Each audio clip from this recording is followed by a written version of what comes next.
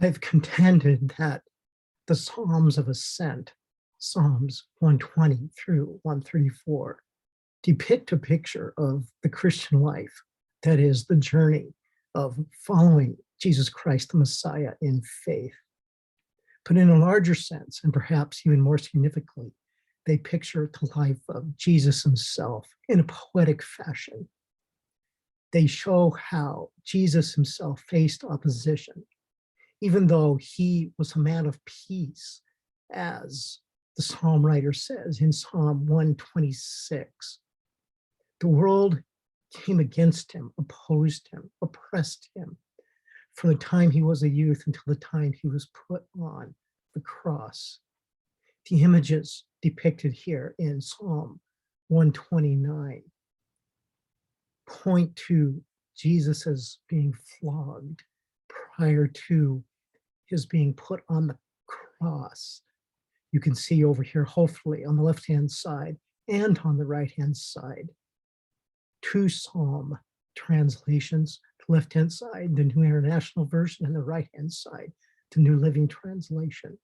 How this idea of the back being plowed and furrows resulting is an image that shows extremely harsh treatment. In fact, points to the flogging that Jesus himself experienced prior to going to the cross. New Testament passages in the Gospels which depict and bring this reality more vividly are here in Matthew, Mark, and John. Also, the image of cords, that is, ropes binding the wicked.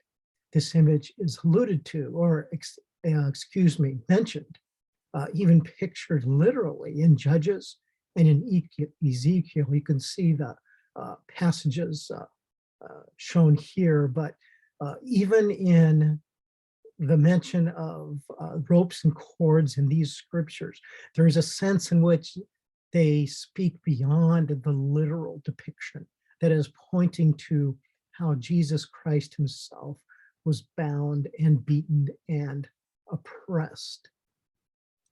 This psalm very much points to the journey, not just of the Christian life, but the journey of Jesus Christ himself from the time of his birth to the time of his being put to death. And in verse 5, you can see hopefully you can see in both translations how the writer is reflecting upon the many who have hated him as he represents his people.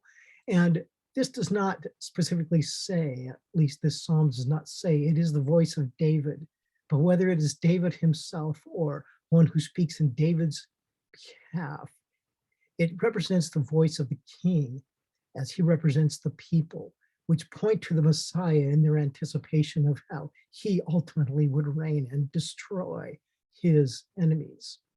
The idea of hate, the idea of the enemies opposing and oppressing and attacking God's people has been developed earlier in the Psalms, depicted in the center of the screen here.